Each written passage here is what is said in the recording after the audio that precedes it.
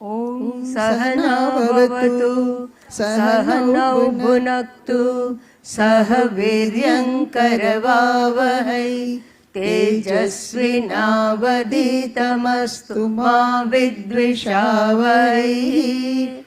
ॐ शान्ति शान्ति शान्तिः। हरिः ॐ। श्री गुरुभ्यो नमः। हरिः ॐ। सदाशिवसमारम्भां शङ्कराचार्यमध्यमाम् अस्मदाचार्यपर्यन्तां वन्दे गुरुपरम्परां। श्रुतिस्मृतिपुराणानाम् आलयं करुणालयं नमामि भगवत्पादं शङ्करं लोकशङ्करं। शङ्करं शङ्कराचार्यं केशवं बादरायणं सूत्रभाष्यकृतौ वन्दे भगवन्तौ पुनः पुनः। ईश्वरो गुरुरात्मेति मूर्तिभेदविभागिने व्योमवद्व्याप्तदेहाय दक्षिणामूर्तये नमः। आर्तान् ॐ आपदामपहर्तारं दातारं सर्वसम्पदां लोकाभिरामं श्रीरामं भूयो भूयो नमाम्यहम्। आर्तानामार्तिहन्तारं भीतानां भीतिनाशनं द्विषतां कालदण्डन्तं रामचन्द्रं नमाम्यहम्। नमः कोदण्डहस्ताय सन्धिकृतशराय च खण्डिताखिलदैत्याय रामायापन्निवारिणे। तस्मात् त्यजेत् कार्यमशेषतः सुधीः। तस्मात् त्यजेत् कार्यमशेषतः सुधीः। तस्मात् त्यजेत् कार्यमशेषतः सुधीः। तस्मात् त्यजेत् कार्यमशेषतः सुधीः। विद्याविरोधान्न समुच्चयो भवेत्। विद्याविरोधान्न समुच्चयो भवेत्। विद्याविरोधान्न समुच्चयो भवेत्। विद्याविरोधान्न समुच्चयो भवेत्। आत्मानुसन्धानपरायणः सदा। आत्मानुसन्धानपरायणः सदा। आत्मानुसन्धानपरायणः सदा। आत्मानुसन्धानपरायणः सदा। निवृत्तसर्वेन्द्रियवृत्तिगोचरः। निवृत्तसर्वेन्द्रियवृत्तिगोचरः। निवृत्तसर्वेन्द्रियवृत्तिगोचरः। નિવૃત્તસર્વેન્દ્રિયવૃત્તિગોચરઃ। અત્યાર સુધી ભગવાન રામચંદ્રજીએ લક્ષ્મણજીને ઉપદેશ્યું કે જ્ઞાન કર્મ સમુચ્ચય થઈ શકે તેમ નથી, કરી શકશો પણ નહીં અને કરવાની જરૂર પણ નથી. અને એવું કહ્યા બાદ હવે જો કર્મ જ્ઞાન માર્ગે સહાયક તો નથી પરંતુ અવરોધક જરૂર છે, એવું કહ્યા બાદ જો હવે કર્મ કરતા રહીએ તો આપણે કદાપી પોતાના ધ્યેયને પહોંચી શકીએ નહીં. માટે એવું કહેવામાં આવ્યું તસ્માત ત્યજેત કાર્યમ અશેષતઃ. માટે આ 16મા શ્લોકની અંદર કહેવામાં આવ્યું માટે અશેષતઃ પૂર્ણતઃ કાર્યમ ત્યજેત, કર્મોનો ત્યાગ કરવો જોઈએ. આ વિધાન કહેવામાં આવ્યું. અને આ વિધાન કહેવામાં આવે ત્યારે આપણને અંદર ઘણા બધા પ્રશ્નો જાગે, એ સ્વાભાવિક છે. અને જેની ઉપર આપણે કાલે વિચારણાનો આરંભ કર્યો હતો, આજે એના ઉપર વધુ વિસ્તારથી વિચારીશું. ત્યજેત કાર્યમ અશેષતઃ, કર્મોને છોડી દેવા જોઈએ. તો આ કયા કર્મોનો ત્યાગ, કેવા ત્યાગની વાત કરે છે? તો અહીંયા વિવિદિશા સંન્યાસની વાત કરે છે. ત્યાગ એટલે ન્યાસ, ન્યાસનો અર્થ છે ત્યાગ. સમ્યક ન્યાસ સંન્યાસ, સંપૂર્ણતઃ સારી રીતે ત્યાગ કરવો એને સંન્યાસ કહેવાય. પણ સંન્યાસ બે પ્રકારના છે. એક તો જ્ઞાન પ્રાપ્તિ માટે સંન્યાસ હોય અને બીજું જ્ઞાન નિષ્ઠા માટે પણ સંન્યાસ હોય. તો જ્ઞાન પ્રાપ્તિ માટે જે સંન્યાસ લેવામાં આવે એને વિવિદિશા સંન્યાસ કહેવામાં આવે છે. વિવિદિશા એટલે જ જ્ઞાન પ્રાપ્તિની ઈચ્છા, અને એ જ્ઞાન પ્રાપ્તિની ઈચ્છા અર્થે જો સંન્યાસ લેવામાં આવે તો વિવિદિશા સંન્યાસ કહેવાય. એ ક્યારે કરવાનો, ક્યારે આ સંન્યાસ લઈ શકે, કોણ લઈ શકે, શા માટે લેવાનો, તો એના પર વિચાર કરીએ. તસ્માત, તેથી અર્થાત જ્ઞાન કર્મનો વિરોધ છે. સમુચ્ચય તો સંભવ જ નથી, પણ બંને વિરોધી હોવાને કારણે અશેષતઃ કાર્યમ, પૂર્ણતઃ કાર્યને સુધીહી ત્યજેત. સુધીહી અર્થાત બુદ્ધિશાળી મનુષ્યએ. સુષ્ઠુ બુદ્ધિ એટલે કેવો બુદ્ધિશાળી? બુદ્ધિશાળી ખરો, પણ કયા પ્રકારનો બુદ્ધિશાળી એને સમજાવવા માટે સુ શબ્દ પ્રિફિક્સ તરીકે વપરાયેલો છે. તો અહીંયા સુધી અર્થાત આત્મજ્ઞાનની પ્રાપ્તિ હોય ત્યારે, પ્રાપ્તિની ઈચ્છા હોય ત્યારે, તસ્માદ એટલે તેથી અર્થાત મોક્ષ પ્રાપ્તિ અર્થે, વળી મુમુક્ષુ જે હોય એના માટે, સુધી અર્થાત પૂજા પારાયણ વગેરે કર્યા બાદ, વ્રત જપ તપ વગેરે કર્યા બાદ, કીર્તન સ્મરણ આદિ કર્યા બાદ, નિષ્કામ કર્મનું અનુષ્ઠાન કર્યા બાદ, સ્વધર્માચરણનું પાલન યથાર્થ રીતે કર્યા બાદ સાધન ચતુષ્ટયની પ્રાપ્તિ થાય. અને એવા સાધન ચતુષ્ટયની પ્રાપ્તિ કર્યા બાદ ત્યારબાદ કાર્યમ ત્યજે, નોટ બિફોર ધેટ, એના પહેલા નહીં. લિસ્ટ ખબર પડી ગઈ ને? અને મને ખબર છે તમને બધું આવડે છે એટલે લાંબુ નહીં કહું. આ બધું પ્રાપ્ત કર્યા પછી શાના માટે કરવાનો ત્યાગ? તો ગુરુ પાસે જઈને શ્રવણ કરવા માટે, આત્મજ્ઞાનની પ્રાપ્તિ કરવા માટે ત્યાગ કરવાનો. એટલે અહીંયા કહેવામાં આવ્યું શાસ્ત્રમાં કે સંન્યાસાત શ્રવણમ કુર્યાત. શ્રવણ કરો તો સંન્યાસ લઈને કરો. સંન્યાસ એ માનસિક વસ્તુ છે. સંન્યાસ માત્ર કપડામાં તો છે, નથી એવું નહીં, પણ એ વિધિવત સંન્યાસ છે, પણ માનસિક મુખ્ય છે. ભગવાને તો ગીતામાં કહ્યું છે કે જે ઇન્દ્રિયોના વિષયોની અંદર મનથી રમણ કરે, આસ્તે મનસા સ્મરણ. તો એવો જે વિમૂઢ માણસ હોય અને કપડાં પહેરી લીધા હોય, સ્થળ બદલ્યું હોય, વેશ બદલ્યો હોય, તો એને કદાપી તત્વજ્ઞાન ના થાય. તો સંન્યાસ એક પ્રકારની પરિપક્વતા છે, એક પ્રકારની સમજ છે. એટલે વિવેકજન્ય વૈરાગ્ય હોવો જોઈએ. અને એવું વૈરાગ્ય જ્ઞાનાર્થે વૈરાગ્ય હોય, જ્ઞાનાર્થે ત્યાગ કરવામાં આવે. ત્યાગ કર્યા પછી સેવા કરવાની હોતી નથી, એ પહેલા કરવાની. ધર્માચરણ પહેલા છે, જનસેવા પહેલા છે, નિષ્કામ કર્મ પહેલા છે. સાધન ચતુષ્ટયની પ્રાપ્તિ કરો. પ્રાપ્તિ કર્યા બાદ ત્યાગની વાત કહેવામાં આવી છે. માત્ર શાસ્ત્રમાં કહ્યું છે એવું નહીં, આચાર્યએ પણ કહ્યું છે પાપૌગઃ પરિધૂયતામ ભવ સુખે દોષોનુસંધીયતામ આત્મેચ્છા વ્યવસીયતામ નિજ ગૃહાત. દીર્ઘકાલ બાદ તૂર્ણમ વિનિર્ગમ્યતામ. તૂર્ણમ તરત જ, શીઘ્રમ, તરત જ ત્યાગ કરો. ક્યારે? આત્મેચ્છા વ્યવસીયતા. આત્મતત્વને જાણવાની ઈચ્છા હોય તો, આત્મતત્વની ઈચ્છા જાગે તો, જિજ્ઞાસા વૃત્તિ જાગે તો મુમુક્ષુએ જિજ્ઞાસાની પૂર્તિ માટે ત્યાગ કરવો જોઈએ. નિજ ગૃહાત તૂર્ણમ વિનિર્ગમ્યતામ. અને ઉપનિષદ બીજું પણ કહે છે યદ અહહ એવ તદ અહહ વિરજે. જે દિવસે વૈરાગ્ય જાગે એ દિવસે સંન્યાસ લો. તો સંન્યાસનું વિધાન શાસ્ત્રે કર્યું છે. શા માટે? કારણ કે જ્યાં સુધી સંન્યાસ નથી ત્યાં સુધી ગૃહસ્થો જવાબદારીથી લદાયેલા છે.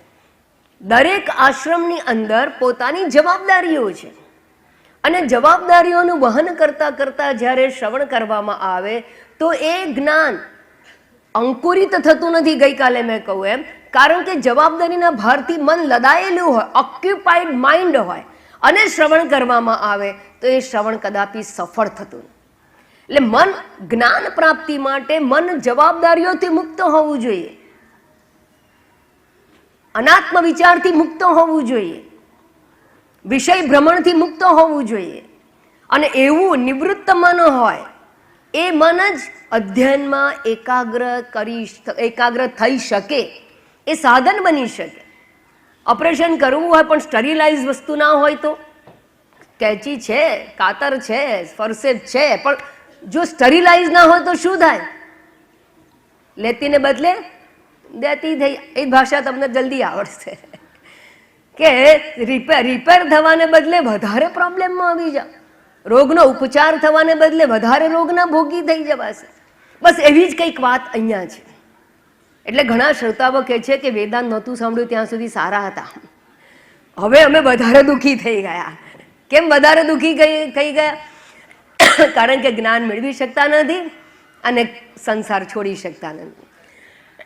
પહેલા તો સારું હતું કે સંસારમાં જતા કોઈ ચિંતા જ નથી, એટલું જ કરવાનું હતું. હવે અમારે બે બાજુ લડવાનું છે.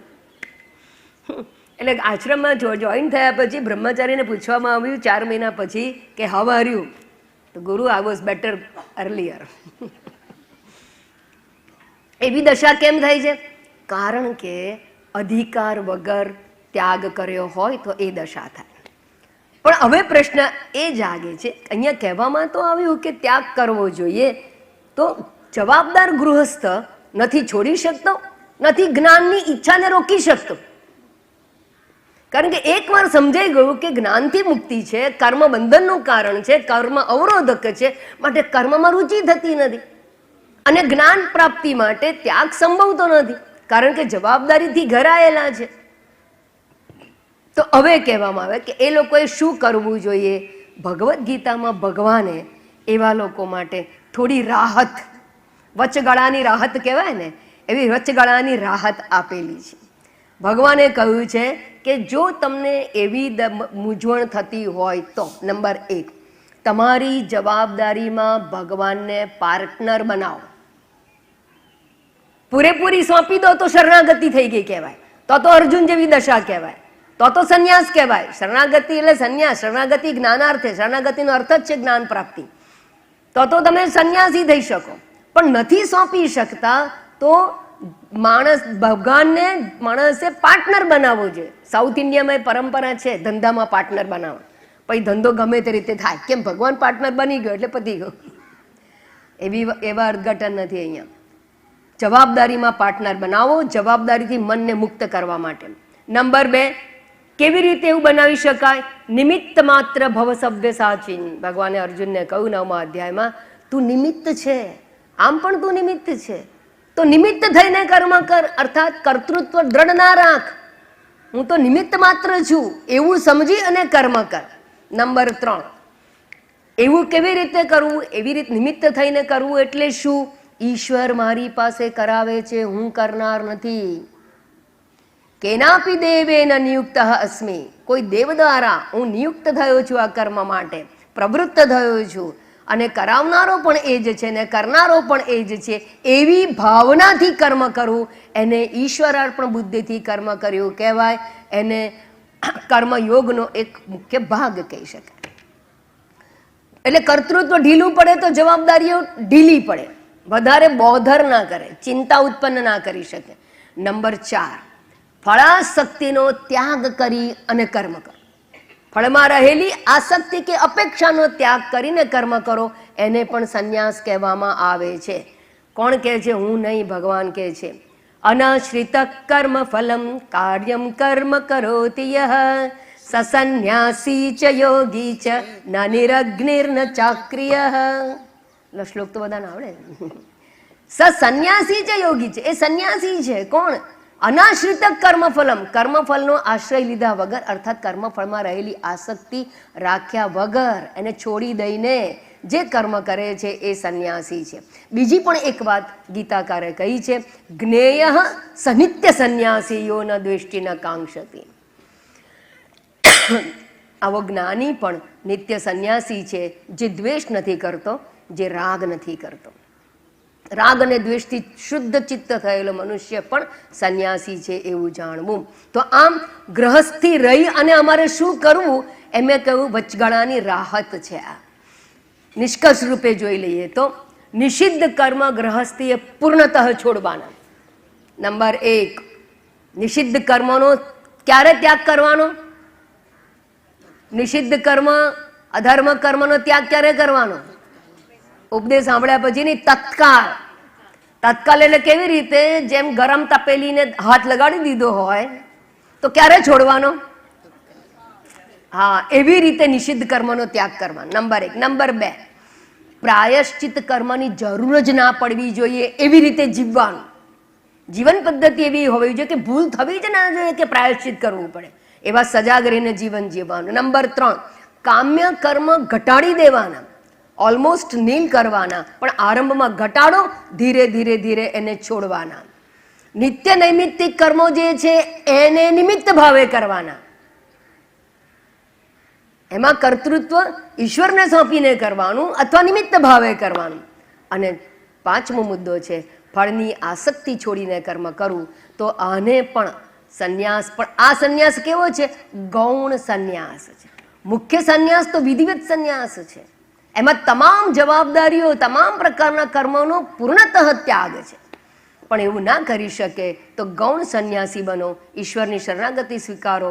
ગ્રહસ્થને ગૌણ સંન્યાસી બનાવવા માટે ઈશ્વરને મધ્યનજર રાખીને જીવવું આવશ્યક છે. સારું, અમને આવું એવું કેમ કહેવામાં આવ્યું? અશેષતઃ કાર્યમ ત્યજેત, પૂર્ણતઃ કાર્યને ત્યાગ કરો એવું શા માટે કહેવામાં આવ્યું? વિદ્યા વિરોધાત સમુચ્ચય ન ભવેત.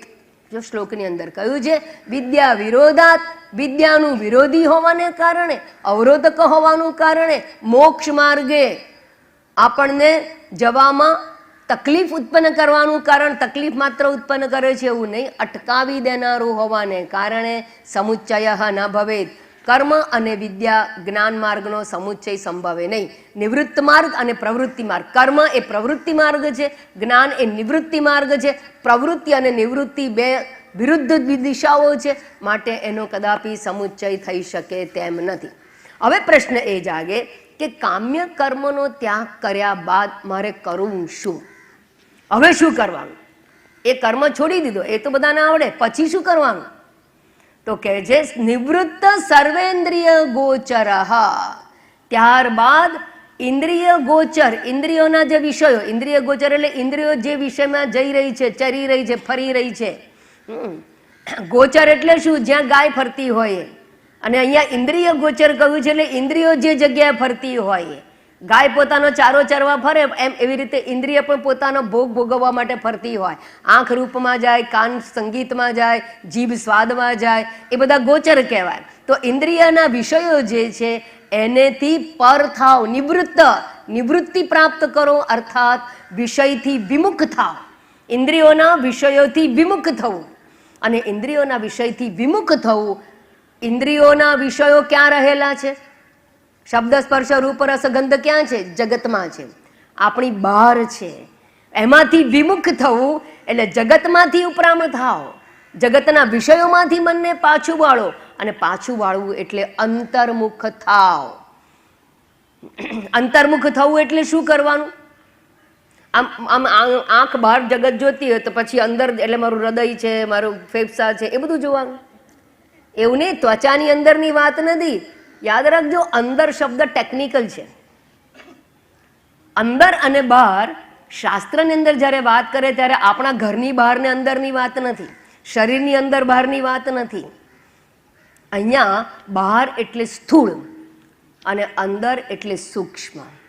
અંતર્મુખ થવું એટલે સૂક્ષ્મ વસ્તુનો વિચાર કરનારા થાવ.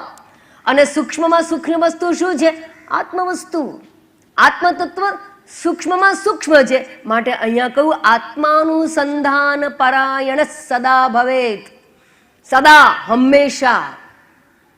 એવું નહીં કે કલાક બે કલાક આપણે સત્સંગ કરી લઈને પછી જગતની અંદર બધા વિષયોનું ભ્રમણ કરીએ. પહેલા આપણે સત્સંગ કરીએ અને પછી ક્યાં જવાનું? કીટી પાર્ટીમાં. એવું નથી કહું. સદા આત્માનુસંધાન પરાયણ ભવેત. નિત્ય આત્મતત્વના વિચાર વાળા થાવ. આત્મતત્વનો વિચાર એકાએક હું કઈ રીતે કરી શકું? ન કરી શકાય. એના માટે શ્રવણનું આલંબન જોઈએ. પહેલાં આત્મા શું છે ખબર હોવી જોઈએ, અને આત્મા શું છે એ જાણવા માટે ગુરુ પાસે જઈ આત્મતત્વનું શ્રવણ કરવું જોઈએ, અર્થાત શ્રવણાદિમાં પ્રવૃત્ત થાવ. ગુરુ પાસે જઈ અને શ્રવણ કરવું જોઈએ. હવે કોઈક મને પ્રશ્ન કરે કે બાહ્ય પ્રવૃત્તિ છોડી દો અને સત્સંગમાં જવાનું, તો સત્સંગ બહાર છે કે અંદર છે? સત્સંગમાં જવું એટલે ક્યાં જવાનું? આ મંડપમાં ના આવવું પડ્યું? તો આ મંડપમાં સાંજે પણ આવે અને આ મંડપમાં સવારે પણ એમ ફેર શું પડે? સાંજે છે ને ઇન્દ્રિય ગોચર વિષયો છે અને સવારે શું છે? હા, તો અહીંયા સવારે પણ આવીએ તો એ આવવાનું તો થયું જ ને, બહારની પ્રવૃત્તિ થઈ ને, બાહ્ય પ્રવૃત્તિ થઈ ને. યાદ રાખજો, શાસ્ત્રનું શ્રવણ કરો, શાસ્ત્રનું પઠન કરો, અધ્યયન કરો, અભ્યાસ કરો, તો એ પણ જો દેખાય છે બાહ્ય પ્રવૃત્તિ, પણ શાસ્ત્ર છે. હવે જરાક સમજી લેજો, શાસ્ત્રને દર્પણ કહેવામાં આવે છે. શાસ્ત્ર કોનું જ્ઞાન કરાવે છે? આપણું પોતાનું, આપણું આત્મતત્વ, આત્માનું સંધાન પારાયણ કહ્યું છે. તો આત્મતત્વને ઓળખાવે છે કોણ? શાસ્ત્ર. તો શાસ્ત્ર આત્મતત્વને ઓળખાવે છે, માટે શાસ્ત્ર દર્પણ જેવા છે. દર્પણ કેવો છે? મારે અંદર છે કે મારી બહાર છે? મારી બહાર છે. દર્પણ જ્યાં છે એ મારી બહાર છે, મારી બહાર છે. અને હું જ્યારે દર્પણને જોઉં છું તો બહાર જોઉં છું કે અંદર જોઉં છું? બહાર જોઉં છું. દર્પણ જોતા હોઈએ તો બહાર જોઈએ છે, પણ તમે જ્યારે દર્પણની સામે ઉભા રહો છો, તમારી નજર ક્યાં રહે છે? એની ફ્રેમમાં જાય છે. કોઈ પણ દર્પણ હોય, કોઈ પણ છોકરાઓની પ્રવૃત્તિ જોજો, તમારી પણ પ્રવૃત્તિ જોજો. જેવો દર્પણ દેખાયો નથી, અને લિફ્ટમાં દર્પણ મૂક્યા હોય, કોઈ લિફ્ટ રોકી રાખ્યું તો ટેન્શન જ નહીં, કારણ કે તમારો ટાઈમ પાસ થઈ જશે. તમે કોને જુઓ છો એમાં? પોતાને જુઓ છો.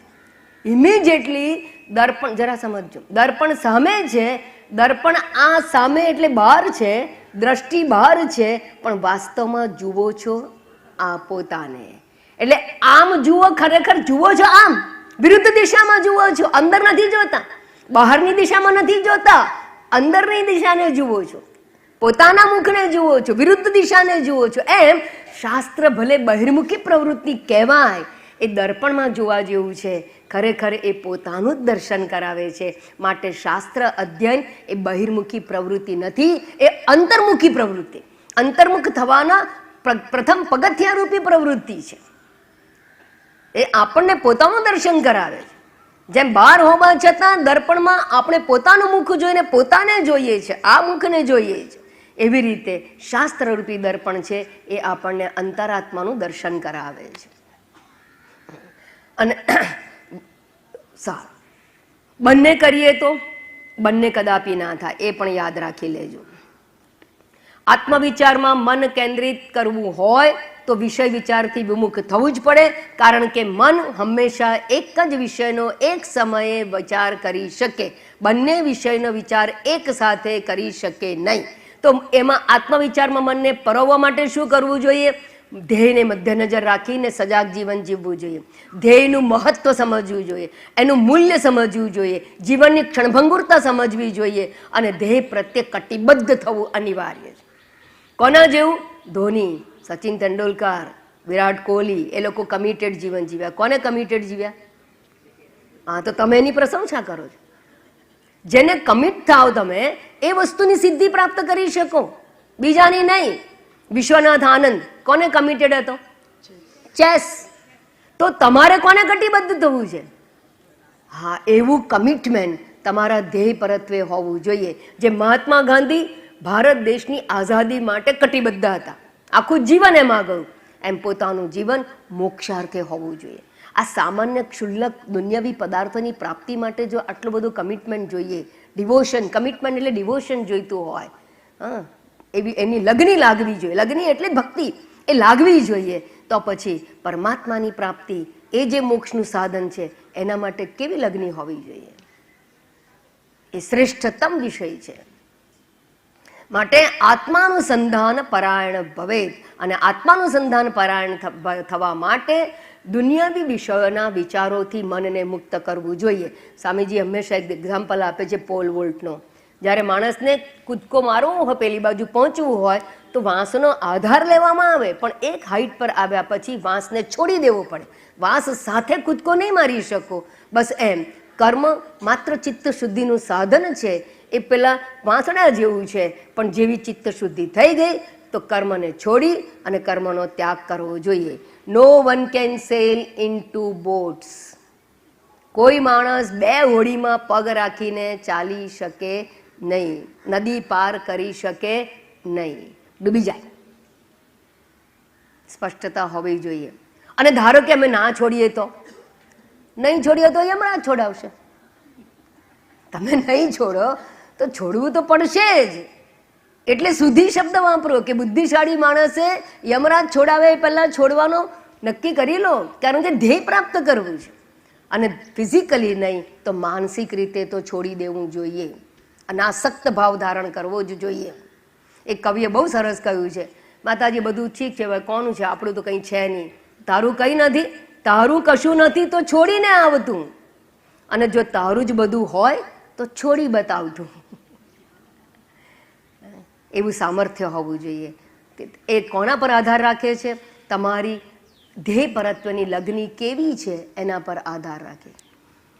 તાવ આવ્યો હોય તો દવાખાનામાં દાખલ થવું જોઈએ કે ના થવું જોઈએ? હું તમને પૂછું છું.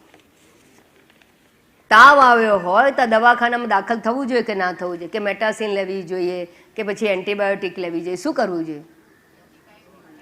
એન્ટીબાયોટિક લઈએ પહેલાં, બરાબર, વાયુ, વેરી ગુડ આન્સર. એટલે જ્યાં સુધી મેનેજેબલ હોય ત્યાં સુધી આપણે ઘરમાં જ ઉપચાર કરીએ છીએ. દવાખાનામાં ક્યારે દાખલ થઈએ? 5 ડિગ્રી ઉપર તાવ થઈ ગયો, ઘરમાં દવાઓ આપી, ઇન્જેક્શનો ડૉક્ટરને ઘેર બોલાવીને ઇન્જેક્શન અપાવીએ, અને છતાંય તાવ ના ઉતરે તો છેલ્લે શું કરવું પડે? ડૉક્ટર શું કહે? દાખલ થઈ જાઓ. અને આપણે જ વિચારીએ કે હોસ્પિટલ દાખલ ક્યારે થાય? જ્યારે એકદમ સિરિયસ કેસ થઈ જાય ત્યારે.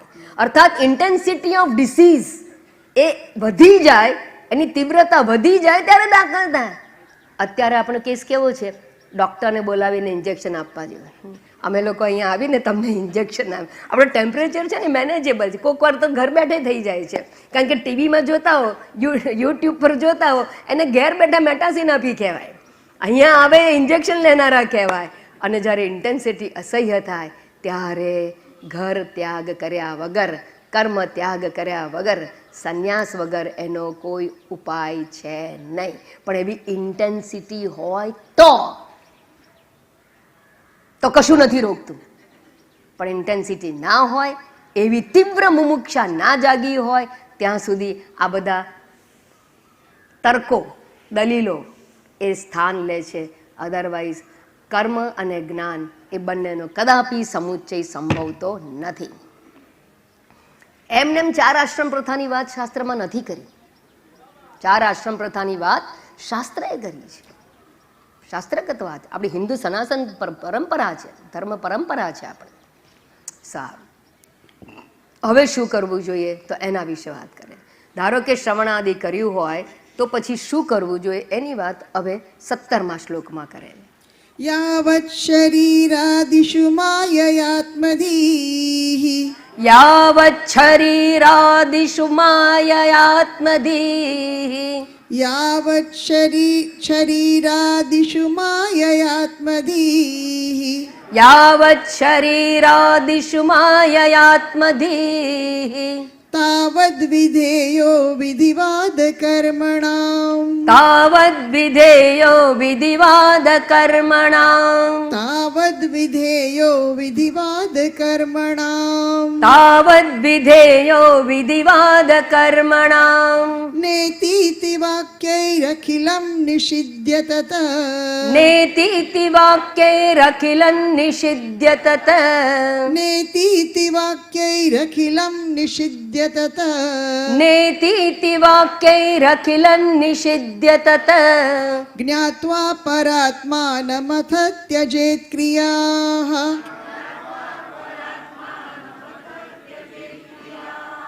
ज्ञात्वा परात्मानमथ त्यजेत् क्रियाः ज्ञात्वा परात्मानमथ त्यजेत् क्रियाः. જે લોકો વિવિધિશા સંન્યાસ લીધા વગર શ્રવણ કરતા હોય અને શ્રવણ કરતા કરતા જ્ઞાન પ્રાપ્ત કર્યું હોય વેદાંત અધ્યયન પ્રાપ્ત કર્યું હોય અને વેદાંત અધ્યયન કર્યા બાદ એવું સમજી ગયા હોય કે જગત મિથ્યા છે, બ્રહ્મ સત્ય છે, તદ બ્રહ્મ અહમ અસ્મિ, હું બ્રહ્મ છું, આવું જ્યારે જ્ઞાન પ્રાપ્ત કર્યું હોય ત્યારે કર્મ કરવામાં એમનું કોઈ પ્રયોજન રહેતું હોતું નથી. તો આવું જ્ઞાન પ્રાપ્ત કર્યા બાદ બીજા પ્રકારનો જે સંન્યાસ છે એને વિદ્વત સંન્યાસ કહેવામાં આવે છે. હું બ્રહ્મ છું એ જ્ઞાન શ્રવણ મનન દ્વારા પ્રાપ્ત કર્યું, નિસંશય જ્ઞાન પ્રાપ્ત કર્યું હોય, શ્રવણ કર્યું હોય, મનન કર્યું હોય, એ ગ્રહસ્થી પણ હોઈ શકે, બ્રહ્મચારી પણ હોઈ શકે અને સંન્યાસી પણ હોઈ શકે. સંન્યાસી હોય તો સંન્યાસી છે, પણ હવે જ્ઞાન પ્રાપ્ત થઈ ગયા બાદ એને સંન્યાસ લેવાની વિધાન અહીંયા કહેવામાં આવ્યું અને એ સંન્યાસને વિદ્વત સંન્યાસ કહેવામાં આવે છે. કારણ કે કર્મકાંડ છે એના માટે ઉપયોગી રહ્યું નથી. કર્મકાંડ કોના માટે છે? કર્મકાંડ જે પોતાને શરીર આદિ માને છે એના માટે છે. કારણ કે કર્મકાંડ કર્તાને ઉપદેશ આપે છે અને કર્તા જ્યારે હોય, કર્તૃત્વ હોય ત્યારે. કર્તૃત્વ ક્યારે હોય? દેહાદિમાં આત્મબુદ્ધિ હોય ત્યારે. જ્ઞાન કોને કહેવાય? દેહાદિમાં રહેલી આત્મબુદ્ધિનો છેદ ઉડી જાય ત્યારે જ્ઞાન થયું કહેવાય. અને એવું થયું હોય ત્યારે અહંકારને જે ઉપદેશ આપવામાં આવ્યો છે એ એના માટે યોગ્ય ન હોવાને કારણે એવા વ્યક્તિને જ્ઞાન પ્રાપ્તિ બાદ જે સંન્યાસનું વિધાન કહેવાયું એને વિવિધિશા અને વિદ્વત સંન્યાસ કહેવામાં આવે છે. એક વસ્તુ ખાસ સમજવાની કે કર્મમાં પ્રવૃત્ત થવા માટે વર્ણાશ્રમનું અભિમાન દ્રઢ હોવું જરૂરી છે. કારણ કે કર્મ કોને ઉપદેશ કરે છે? વૈદિક કર્મ જે છે એ કોને ઉપદેશીને કરે છે? તો કે તમારી પહેલા ઓળખ શું છે એ પ્રમાણે કર્મ હોય છે. મારું કર્તવ્ય શું છે? મારી ઓળખ પ્રમાણે મારું કર્તવ્ય હોય. અને શાસ્ત્રની અંદર ધારો કે રાજસૂય યાગ છે, એ કોણ કરી શકે? બધા ના કરી શકે. જે રાજા હોય, સત્તાધીશ હોય એ કરી શકે. એ ક્ષત્રિયોનું કાર્ય છે, ક્ષત્રિય હોય એ કરી શકે. હવે ક્ષત્રિય શું થઈ ગયું? વર્ણ. અને વર્ણ અને પાછો કર્મ કરવા માટે વૈદિક કર્મ કરે એટલે કોણ હોવો જોઈએ? સંન્યાસી કે ગૃહસ્થ? ગૃહસ્થ હોવો જોઈએ. ગૃહસ્થ હોવો જોઈએ અને રાજા ક્ષત્રિય હોવો જોઈએ, તો એ રાજસુ યજ્ઞ કરી શકે. આમ વર્ણ અને આશ્રમનું અભિમાન હોય એ જ વૈદિક કર્મ માટે એલિજિબલ એટલે કે અધિકારી છે. અને બધા જ વૈદિક કર્મો જે છે એ વર્ણાશ્રમને ધ્યાનમાં રાખીને કહેવામાં આવ્યા છે. અને વર્ણાશ્રમનું અભિમાન જેને છે એ અહંકારને ઉદ્દેશીને કહેવામાં આવ્યું. અને એ વર્ણાશ્રમનું અભિમાન પ્રબળ હોય તો જ વૈદિક કર્મ આપણા માટે અપીલિંગ કહેવાય, એટલે કે કાર્ય કરવા માટે યોગ્ય થઈ શકીએ આપણે.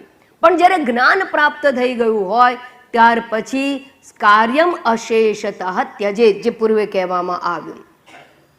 તો ક્યાં સુધી કર્મ કરવા જોઈએ? તો અહીંયા કહે છે યાવત. યાવત એટલે જ્યાં સુધી માયયા શરીરાદિષુ આત્મદીહી ભવેત. માયયા, માયા એટલે અવિદ્યા, અજ્ઞાન, અજ્ઞાનજન્ય કર્તૃત્વ છે.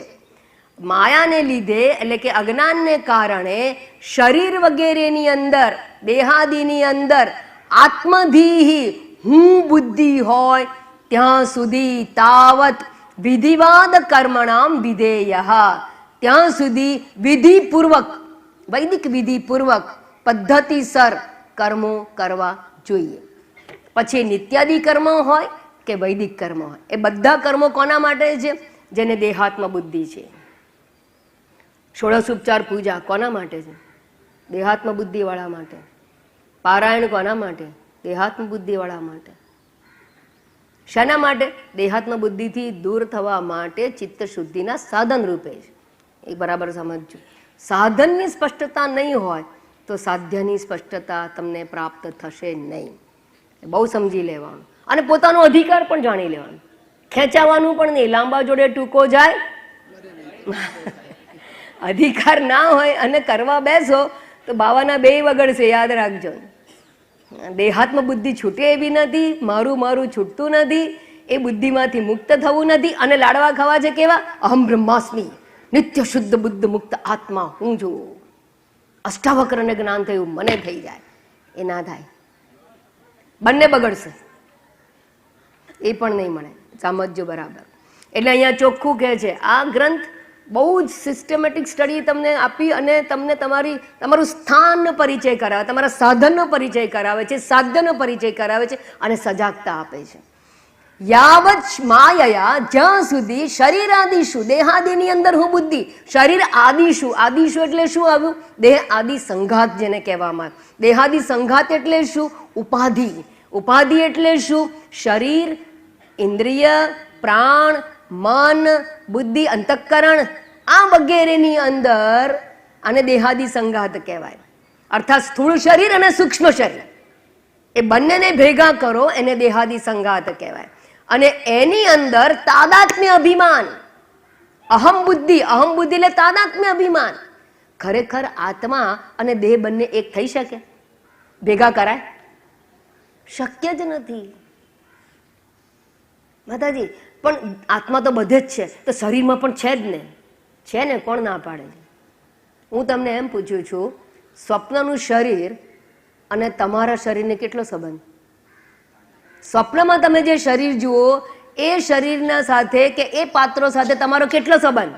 પણ તમારી અંદર તો સ્વપ્ન હોય છે કે નથી હોતું? સ્વપ્નમાં તમે બધા હો છો કે નથી? બધે હો છો તમે, દરેક પાત્રમાં તમે હો છો. તો સ્વપ્નના પાત્રને તમારો સંબંધ કેટલો? બધું આપણી અંદર હોવા છતાં જરાય સંબંધ નથી. એક સ્વપ્નાવસ્થા છે અને અત્યારે જાગ્રત અવસ્થા છે. જો સ્વપ્નાવસ્થા અને જાગ્રત અવસ્થાને કોઈ સંબંધ સંભવતો નથી તો પરમાર્થને અને વ્યવહારને કેવી રીતે સંબંધ હોઈ શકે? એટલે સર્વત્ર ચૈતન્ય આત્મા છે, શરીરમાં પણ છે. પણ શરીર કેવું છે? અધ્યસ્ત છે, સ્વપ્નવત. જગત અધ્યસ્ત છે. માટે એવા શરીરની અંદર આપણે આત્મબુદ્ધિ કરી દીધી છે. એવા શરીરમાં, એવા જગતમાં મમત્વ બુદ્ધિ અને દેહમાં આત્મબુદ્ધિ કરી. માતાજી, સ્વપ્ન શરીરમાં તો કોઈ દિવસ નથી થતી, અહીંયા કેમ થઈ ગયું? અહીંયા કેવી રીતે થઈ ગયું? જો આવું જ હોય તો એનો અર્થ કે આવું નથી એવું કહેવાનું તાત્પર્ય છે ને તમારું? આવું જ છે પણ છતાં થઈ ગઈ છે માયયા. એટલે કહ્યું અહીંયા ભગવાને, માયયા આત્મદીહી ભવેત. માયાને લીધે, અજ્ઞાનને કારણે અનાત્માની અંદર આત્મબુદ્ધિ થઈ ગઈ હોય. ભવેત એટલે હોય ત્યાં સુધી, તાવત ત્યાં સુધી જ વિધિવાદ કર્મણામ વિધેય, વિધિપૂર્વક બધા જ કર્મો કરવા જોઈએ. એનું વિધિ વિધાન છે, કરવાનું વિધાન છે. અર્થાત કર્મકાંડ દેહાભિમાની માટે છે.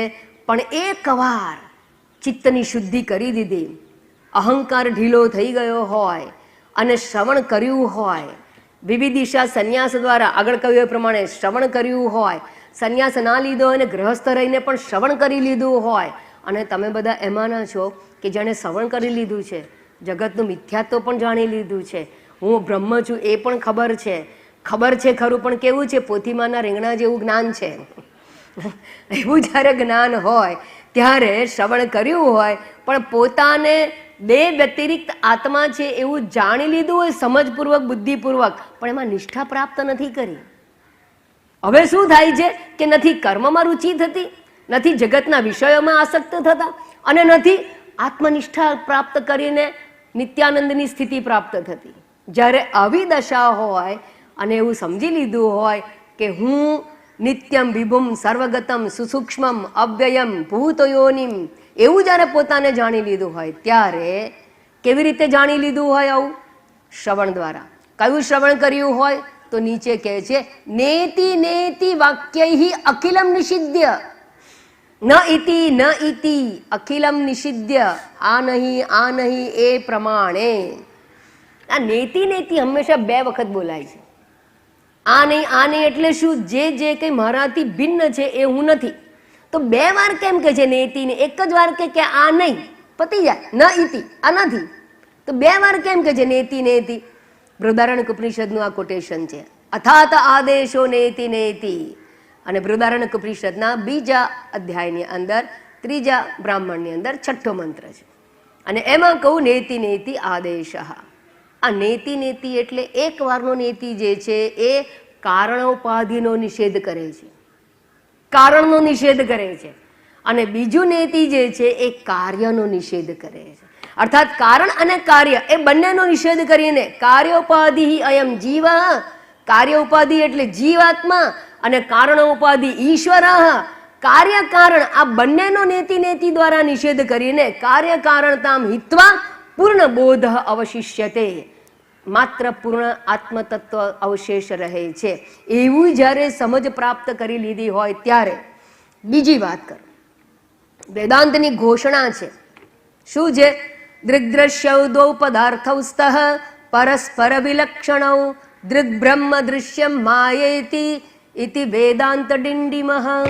દૃગ દ્રશ્ય બે પદાર્થો છે. દૃગ એટલે આત્મા, દ્રશ્ય એટલે જગત. દૌ પદાર્થો સ્તઃ, દૃગ બ્રહ્મ જે દૃગ સ્વરૂપ છે, દ્રષ્ટા સ્વરૂપ છે, બ્રહ્મ સ્વયં છે. અને દ્રશ્યમ માયા. માયા એટલે શું? અઘટિત ઘટના પટી અસી માયા. ન હોય છતાં જણાવે એનું નામ માયા. જેમ કે સ્વપ્ન જગત નથી છતાં દેખાય છે, અનુભવાય છે, બસ એવી રીતે આ દ્રશ્ય પ્રપંચ નથી છતાં અનુભવાય છે. એવું આ જગત છે. દ્રશ્ય માયા ઇતિ વેદાંત ડિંડીમઃ. આવી સમજ પ્રાપ્ત કરી દીધી છે. તો નેતિ નેતિ વાક્ય હિ અખિલમ નિષિધ્ય.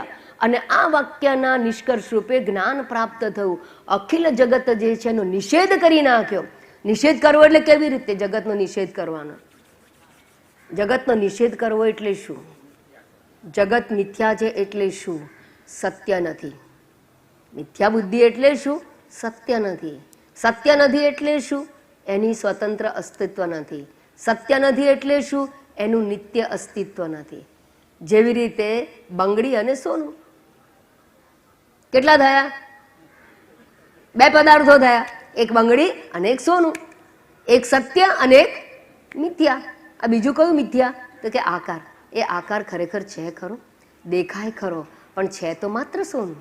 આવી સમજ પ્રાપ્ત કરીને આ શ્રવણ દ્વારા એ પ્રાપ્ત કરી લીધું હોય એવી રીતે ત્યારે તજ જ્ઞાત્વા નિષિધ્ય તત, આમ જાણીને એનો ત્યાગ કરીને અકેલમ નિષિધ્ય, આ બધો નિષેધ નેતિ નેતિ ઉપદેશ દ્વારા અનાત્માનો નિષેધ કરીને, અનાત્મા મિથ્યા છે એવું સમજીને એનો નિષેધ કરીને પરમાત્માનમ જ્ઞાત્વા, આવો નિષેધ કરો, જગતનું મિથ્યાત્વ સમજાય તો જ પરમાત્માનું જ્ઞાન થાય. જ્યાં સુધી સર્પ છે એવી બુદ્ધિ હશે ત્યાં સુધી દોરીનું જ્ઞાન નહીં થાય. સર્પની અંદર મન રમણ કરશે ત્યાં સુધી સર્પ ભ્રાંતિ છે નહીં સમજાય, અને સર્પ ભ્રાંતિ જેવું નહીં સમજાય ત્યાં સુધી દોરીનું જ્ઞાન નહીં થાય. સર્પ પણ છે અને દોરી પણ છે એવી રીતે ના થાય જ્ઞાન. કાં તો સર્પ છે એ ભ્રાંતિ હોય અને કાં તો દોરી છે એનું જ્ઞાન હોય. અને દોરીનું જ્ઞાન થતા સર્પનો નિષેધ થાય. નિષેધ એટલે બાધ થાય. સર્પવત જણાય પણ એ સત્ય નથી એવી સમજ પ્રાપ્ત થાય. અને એવી સમજ પ્રાપ્ત થાય ત્યારે દોરીનું સત્યનિષ્ઠ જ્ઞાન પ્રાપ્ત થાય. એમ કે છે તો જેવી રીતે ત્યારે જગતને નેતિ નેતિ દ્વારા એનો નિરાકરણ કરીને, નિષેધ કરીને, મિથ્યાત્વ જાણીને અથ પરમાત્માનમ જ્ઞાત્વા, એના અધિષ્ઠાન રૂપે રહેલા પરમાત્માને જાણીને સૌ પ્રથમ ગુરુ વાક્ય દ્વારા, શાસ્ત્ર વાક્ય દ્વારા જાણો, પ્રથમ પરોક્ષ રૂપે જાણો, પછી એ બ્રહ્માભ્યાસ કરતા કરતા. આ વિવિધિશા સંન્યાસ, વિદ્વત સંન્યાસ શાના માટે છે? જ્ઞાન નિષ્ઠા માટે છે. જ્ઞાન નિષ્ઠા માટે શ્રવણ કરી લીધું. વિવિધિશા સંન્યાસથી શ્રવણ કર્યા બાદ, ગ્રહસ્થમાં રહીને પણ શ્રવણ કર્યા બાદ હવે શ્રવણની અંદર નિષ્ઠા પ્રાપ્ત થવી જોઈએ, જ્ઞાન નિષ્ઠા હોવી જોઈએ. હા, એવું કહે છે તો ખરું શાસ્ત્રમાં કે જગત મિથ્યા છે, પણ મને કે બહુ ખબર પડતી નથી, એવું જ્ઞાન ના ચાલે. સ્પષ્ટ જ્ઞાન હોવું જોઈએ, નિસંશય જ્ઞાન હોવું જોઈએ, જીવનનો નિશ્ચય હોવો જોઈએ. નિશ્ચય પ્રાપ્ત થાય એને શ્રવણ કર્યું કહેવાય. નિસંશય નિશ્ચય હોય એને મનન કર્યું કહેવાય. અને નિશ્ચય નિસંશય હોય એનું અનુસંધાન કરવા માટે વિદ્વત સંન્યાસ કહેવામાં આવે છે. અને એનું અનુસંધાન કરીને નિષ્ઠા પ્રાપ્ત કરવી. તો નિષ્ઠા પ્રાપ્ત કરવા માટે એ તત્વનું અનુસંધાન કરવું જોઈએ જે શ્રવણ દ્વારા પ્રાપ્ત જ્ઞાન છે એનું. અને એનું અનુસંધાન કરવાની ક્રિયાને નિદિધ્યાસન કહેવામાં આવે છે. તો નિદિધ્યાસન કરવા માટે વિદ્વત સંન્યાસનું વિધાન શાસ્ત્રમાં કરવામાં આવ્યું છે. બ્રહ્માભ્યાસ દ્વારા અપરોક્ષ આત્મામાં નિષ્ઠા પ્રાપ્ત કરવી જોઈએ.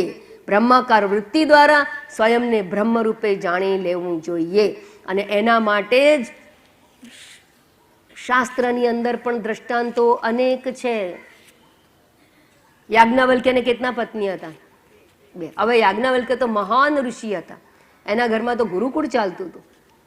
જનકની સભામાં ભલભલાને હંફાવતા હતા. ડિબેટ શરૂ થતા પહેલા જ શિષ્યને કહી દે, જા ગાયોને લઈ જા. શ્યોર હતા કે એ હોય ત્યાં કોઈ બીજું જીતે જ નહીં. એવા વિદ્વાન હતા, પ્રકાંડ વિદ્વાન હતા. એને તો બધી જ ખબર છે, બ્રહ્મ સત્યમ જગત મિથ્યા ભણાવી ચૂક્યા છે. તો પછી સંન્યાસ કેમ લીધો? એમણે સંન્યાસ લીધો છે. કેમ ગૃહ ત્યાગ કર્યો? 2 પત્ની હતી, મૈત્રેય ને કાત્યાયની, અને બંનેને છોડીને જાય છે. શેના માટે જાય છે? જ્ઞાન નિષ્ઠા પ્રાપ્તિ માટે. વિદ્વત સંન્યાસ, એ સંન્યાસ વિદ્વત સંન્યાસ છે. તો જ્ઞાન નિષ્ઠા માટે પણ સંન્યાસ આવશ્યક છે એમના. અને એ સંન્યાસ વિદ્વત સંન્યાસ શેના માટે છે? માત્ર બ્રહ્માભ્યાસ માટે. બ્રહ્માભ્યાસ એટલે શું? બ્રહ્મ તત્વનું ચિંતનમાં પરાયણ રહેવું. એટલે કેવું? તત્કથનમ તત્ચિંતનમ અન્યોન્ય તત્ પ્રબોધનમ. એ તદેવ બ્રહ્મ, આને બ્રહ્માભ્યાસ કહેવામાં આવે. અને આવો બ્રહ્માભ્યાસ એને જ નિધિધ્યાસન કહેવામાં આવે છે. સારું. આમ બ્રહ્મ જ્ઞાન પછી બ્રહ્મ વિચાર દ્વારા બ્રહ્મ નિષ્ઠા પ્રાપ્ત થાય તો કૃતકૃત્યતાની પ્રાપ્તિ થાય. અને આવો જે મનુષ્ય છે પછી શું કરે? અને પછી શું કરવાનું? બ્રહ્મવિદ આપનોતિ પરમ સહ અશ્નુતે સર્વાન કામાન. એની તમામ કામનાઓ સમાપ્ત થાય અને જ્ઞાનામૃતેન તૃપ્તેન, આત્મજ્ઞાનથી તૃપ્ત થયેલો જે હોય, જ્ઞાનામૃતેન તૃપ્તેન કૃતકૃત્યસ્ય યોગિનઃ નૈવાસ્તિ કિંચિત કર્તવ્યમ. એને કોઈ કર્તવ્ય શેષ રહેતું નથી. અસ્તિ ચેત ન સ તત્વવિદ. અને જો એને કર્તવ્ય બાકી રહેતું હોય ને તો સમજી લેવાનું કે જ્ઞાની નથી.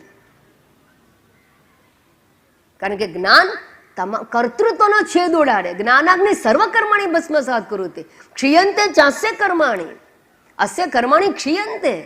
તો પછી કયા કર્મ શેષ રહે? કોઈને પૂછતા નહીં કે મારે જ્ઞાન તમે પ્રાપ્ત કરી લીધું, હવે હું શું કરું? એનો અર્થ કે જ્ઞાન પ્રાપ્ત નથી થયું. જેમ કે એનો ઉપનિષદના શિષ્યને કહેવામાં આવ્યું કે મને લાગે છે કે હજી તને જ્ઞાન થયું નથી. અથનું મીમાંસેમેવ હતું. અત્યારે તું હજી તું મનન કરવા યોગ્ય કર, વિચાર કર. હજી તે જ સાંભળ્યું છે એના પર વિચાર કરવાની તારે જરૂર છે, ભલે શ્રવણ કર્યું હોય. પણ માતાજી આવું થાય ક્યારે? હવે આ સાધનરૂપ સંન્યાસ જે છે એ સંન્યાસનો સાચો અર્થ શું? સંન્યાસી થવું એટલે શું? ખરેખર શું? તમે કહ્યું કે એ આંતરિક વસ્તુ છે, પરિપક્વ મન છે, એટલે શું હોવું જોઈએ? સંન્યાસ એટલે કેવું? એનું એક સામાન્ય દ્રષ્ટાંત આપું. કદાચ દ્રષ્ટાંત તમને ખબર પણ હોય, પણ એનું ઇન્ટરપ્રિટેશન એ તમને કદાચ કામ લાગી જાય. એક નિત્ય નિયમિત તમારા જેવા શ્રોતાઓ સત્સંગ કરવા માટે જતા હતા, સંન્યાસ આશ્રમની અંદર શ્રવણ કરવા જતા હતા. હવે શ્રવણ કરતાં કરતાં જો આપણે કેટલી બધી વાર સંન્યાસ આશ્રમ જતા આવીશું, પણ સંન્યાસનો વિચાર આવે કદાપી? એમ કે જલ્દી આવે નહીં. એવું કે સોબત તેવી અસર, એટલે ખરાબ માર્ગે જવાનું હોય ને તો બાળકને રોકવા પડે કે ભાઈ નહીં, સોબત તેવી અસર થશે, રવા દે. પણ તમે સંન્યાસ આશ્રમમાં જાઓ, ચિંતા ના કરતા, કોઈ દિવસ નહીં થાય. એની સોબતની અસર નહીં થાય. એની તો એ જ્યારે એની ગલીમાંથી પસાર થઈને જ્યારે આશ્રમ તરફ જાય તો એ ઘરની અંદર બહાર છે ને એક પોપટનું પાંજરું હતું અને એની અંદર પોપટ હતો અને એ પોપટ પડાયેલો હતો. અને પોપટ હંમેશા શું બોલે ખબર છે? શું બોલે? રામ રામ. પોપટને શું ભણાવે? રામ રામ. તમે જો હંમેશા સ્ટોરીમાં પોપટ શું બોલે? રામ રામ. હા ને, બધાને રામ રામ. ભલે રામ રાજ્ય જ છે બધે અત્યારે. તો જો ભારત દેશ તો કેવું કે એના પોપટે રામ રામ બોલે. તો એ પોપટ જે છે એ રામ રામ કરતો હતો રોજ.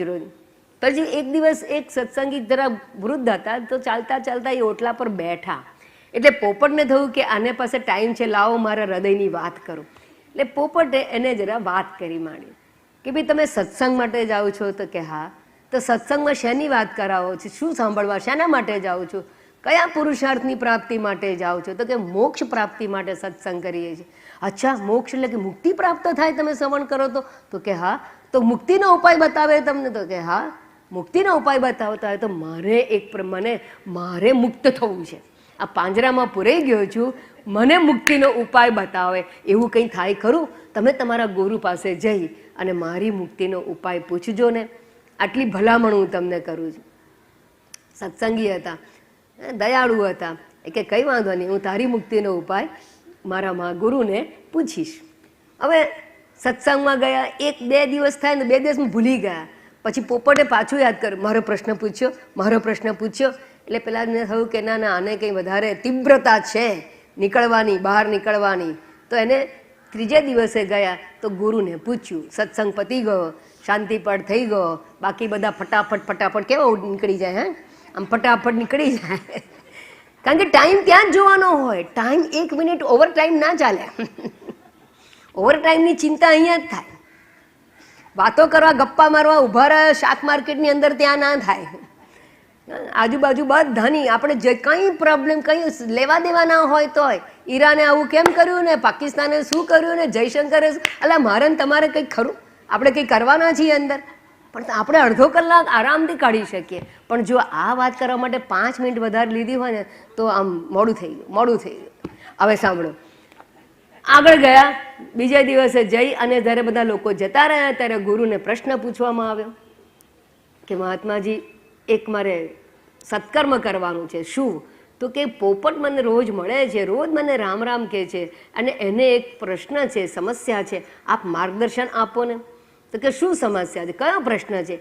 એણે એમ પૂછાવ્યું છે, એ પાંજરામાં પુરાયેલો છે, એ કહે છે કે મારી મુક્તિનો ઉપાય શું? તમે અમને ભવમુક્તિ માટે ઉપદેશ આપો છો, તો પાંજરામાં પુરાયેલા પોપટ માટે ઉપદેશ શું? હજી પ્રશ્ન કરે ને ત્યાં તો આમ આંખો બધી ઉપર ચડી ગઈ ને મહાત્મા ઢળી પડ્યા અને એકદમ બેહોશ થઈ ગયા. એટલે પેલો પ્રશ્ન પૂછનાર ગભરાઈ ગયો. અરે ભાઈ, મેં શું કર્યું? મેં તો કંઈ કર્યું, મેં ખવડાવ્યું પીવડાવ્યું કંઈ નથી, મેં તો ખાલી પ્રશ્ન જ પૂછ્યો હતો. હું તો સ્પર્શ નથી કર્યો, એમના ચરણ સ્પર્શ નથી કર્યા. અને આ શું થઈ ગયું? એકદમ મારા બોલવામાં કંઈ થઈ ગયું, શું થયું? એને ગભરાઈ ગયો કે હું તો અહીંયા એક જ છું. બહાર આવીને બૂમાબૂમ કરી, ભક્તોને બોલાવે, પાછળ ચાલે, ભક્તો પાછા આવે. હજી ભક્તો પાછા આવે એટલામાં પેલા મહાત્મા બેસીને શાંતિથી હસવા લાગ્યા. અરે પેલો દોડીને બહારથી પાછો આવે સત્સંગી, ત્યારે તો મહાત્મા બેસીને હસવા લાગ્યા. તો કે મહાત્માજી ક્યાં હો ગયા આપકો? मैं तो बहुत घबरा गया, मैं सबको बुला के लाया हूँ, क्या हुआ? नहीं, कुछ नहीं हुआ. तो आप तो बेहोश हो गए थे. अरे नहीं, मैं बेहोश कहाँ हुआ था, मैंने तो तुम्हारे प्रश्न का जवाब दिया. अच्छा, बस इतना ही, मगर मैं तो कुछ समझा नहीं.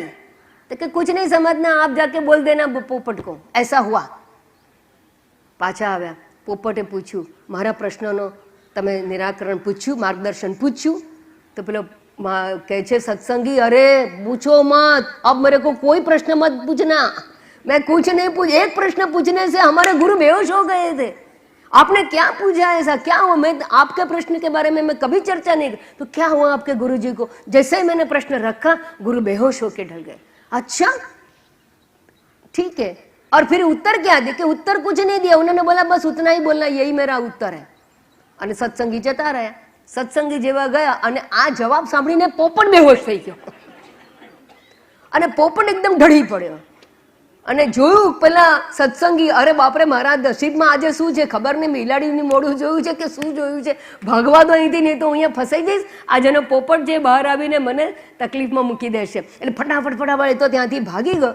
અને ખરેખર થોડી વારમાં પેલો જે એનો સ્વામી હતો પોપટનો, ગૃહસ્થી હતા, ગૃહસ્થ સ્વામી, એ બહાર આવ્યા અને એણે જોયું કે પોપટને મરચું નાખવા અને જામફળ મૂકવા માટે આવે અને જોયું કે પોપટ તો બેહોશ પડ્યો છે, હલતો નથી, ચાલતો નથી. પોપટ પોપટ, રામ રામ રામ રામ, 25 વાર રામ રામ કર્યું પણ જવાબ ના મળ્યો. એટલે ધીરે ધીરે પાંજરું ખોલી અને પોપટને હાથમાં લીધો અને પોપટને જેવો હાથમાં લીધો, પોપટ કરીને ભાગી ગયા. પોપટ છૂટી ગયો. એટલે શું થયું? મુક્તિ થઈ ગઈ એની. કેવી રીતે થઈ? બેહોશ થવાથી. યા નિશા સર્વભૂતાનામ તસ્યામ જાગૃતિ સંયમી, યસ્યામ જાગૃતિ ભૂતાની સા નિશા પશ્યતો મુને. અર્થાત જગત માટે મરી પરવારું, એનું નામ સંન્યાસ. એક જ શબ્દોમાં આટલો ઉત્તર સમજી લેવાનો. અને એવું જો કરી શકતા હો તો સમજવાનું કે તમે ગમે ત્યાં રહીને જનકજીની જેમ પણ જ્ઞાન નિષ્ઠા પ્રાપ્ત કરી શકો. જનકજી જ્ઞાન નિષ્ઠ હતા. કેવી રીતે સમજાયું? મિથિલાયામ પ્રદીપ્તાયામ નમે દહ્યતી કિંચન. આખી મિથિલા નગરી બળી જાય તો પણ મારું કંઈ થતું નથી, એવી દ્રઢ સમજ હતી. મમત્વ ભાવથી નિવૃત્ત હતા. અને એ જ હોઈ શકે જેને અહમ ભાવ ના હોય, અને એવું એને શ્રવણ કરીને જ્ઞાન પ્રાપ્ત કર્યું. અને આપણે જ્યારે ગ્રહસ્થી રહીને આ બધું કરવું હોય, કર્મ કરતા રહીને કરવું હોય, મમત્વ તો છૂટ્યું ના હોય અને દાખલાજનકના આપવા હોય. સમજી લેજો, જાગી જજો. જેને કર્તૃત્વ નથી તો કર્મ શા માટે, કર્તૃત્વ શા માટે? કર્મ કરતો દેહાભિમાન છે માટે દેહાભિમાન નથી. દેહાભિમાન કેમ નથી? બ્રહ્માસ્મિનું જ્ઞાન છે. અથ પરમાત્મનમ જ્ઞાત્વા, પરમ તત્વને જાણીને ત્યજેત ક્રિયા, તદ્જ્ઞાત્વા તજેત ક્રિયા, કર્મોને છોડી દેવા જોઈએ. પુનઃ પુનઃ એની એ વાત અહીંયા રામચંદ્રજી સંન્યાસનું મહત્વ સમજાવે છે. સંન્યાસ શું છે એ સમજાવે છે. સંન્યાસનું સ્વરૂપ, સંન્યાસનું સ્થાન, સંન્યાસનું મહત્વ એ અહીંયા સમજાવવામાં આવે છે. તો અહીંયા જ્યારે એમ કહેવામાં આવ્યું કે પરમાત્માનું જ્ઞાન પ્રાપ્ત કરીને કર્મોને છોડવા, એટલે કયા કર્મોને છોડવા? તો કે શેના માટે છોડવાના? તો જ્ઞાન નિષ્ઠા માટે છોડવાના. જ્ઞાન પ્રાપ્તિ પછી પણ જો ત્યાગ કરવાનો હોય તો એ જ્ઞાન નિષ્ઠા માટે છે.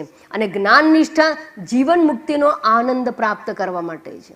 એકવાર આત્મજ્ઞાન થઈ ગયું, પુનર્જન્મ ન વિદ્યતે, પરંતુ જીવતા પ્રારબ્ધ શેષ ભોગવતી વખતે જ્ઞાન નિષ્ઠા હશે તો જીવન મુક્તિનો આનંદ પ્રાપ્ત કરી શકશે. તો એના માટે આ વિદ્વત સંન્યાસની વાત શાસ્ત્રમાં કહેવામાં આવી છે. પણ આ પ્રશ્ન એ જાગે કે આ પરમાત્માનું જ્ઞાન પ્રાપ્ત થાય ક્યારે?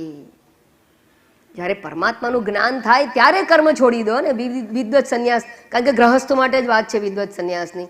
શ્રવણ તો કરી લીધું છે અને હવે જ્ઞાન નિષ્ઠા નથી, તો એના માટે શું કરવું જોઈએ પરમાત્માનું જ્ઞાન પ્રાપ્ત કરવા માટે? ક્યારે પરમાત્માનું જ્ઞાન પ્રાપ્ત થાય, અથવા પરમાત્માનું જ્ઞાન થવું એટલે શું, જ્ઞાન કોને કહેવામાં આવે, એની વિચારમાં 18મા શ્લોકમાં કરવામાં આવશે, જેનો માત્ર આજે ઉચ્ચારણ કરીશું. કારણ કે 18મું છે, પૂર્ણાંક છે. 18મું શ્લોક ગવડાવ્યા બાદ આપણે આ સત્રની પૂર્ણાહુતિ કરીશું. તો શ્લોક નંબર 18 અને ત્યારબાદ પૂર્ણાહુતિ. યદા પરાત્માત્મ વિભેદ ભેદકમ, યદા પરાત્માત્મ વિભેદ ભેદકમ, યદા પરાત્માત્મ વિભેદ ભેદકમ, યદા પરાત્માત્મ વિભેદ ભેદકમ, વિજ્ઞાનમાત્મન્યવભાતિ ભાસ્વરમ, વિજ્ઞાનમાત્મન્યવભાતિ ભાસ્વરમ, વિજ્ઞાનમાત્મન્યવભાતિ ભાસ્વરમ, વિજ્ઞાનમાત્મન્યવભાતિ ભાસ્વરમ, તદૈવ માયા પ્રવિલીયતેંજસા, તદૈવ માયા પ્રવિલીયતેંજસા, તદૈવ માયા પ્રવિલીયતેંજસા, તદૈવ માયા પ્રવિલીયતેંજસા, સકારકા કારણમાત્મ સંસ્રુતેઃ, સકારકા કારણમાત્મ સંસ્રુતેઃ, સકારકા કારણમાત્મ સંસ્રુતેઃ, સકારકા કારણમાત્મ સંસ્રુતેઃ. ઓમ પૂર્ણમદઃ પૂર્ણમિદં પૂર્ણાત પૂર્ણમુદચ્યતે પૂર્ણસ્ય પૂર્ણમાદાય પૂર્ણમેવાવશિષ્યતે. ઓમ શાંતિ શાંતિ શાંતિ. હરિ ઓમ. શ્રી ગુરુભ્યો નમઃ. હરિ ઓમ. આપદામપહર્તારં દાતારં સર્વસંપદાં લોકાભિરામં શ્રીરામં ભૂયો ભૂયો નમામ્યહમ. આર્તાનામાર્તિહંતારં ભીતાનાં ભીતિનાશનં દિશતાં કાલદંડન્तं રામચંદ્રં નમામ્યહમ. નમઃ કોદંડહસ્તાય સંધિકૃતશરાય ચ ખંડિતાખિલદૈત્યાય રામાયાપન્નિવારિણે.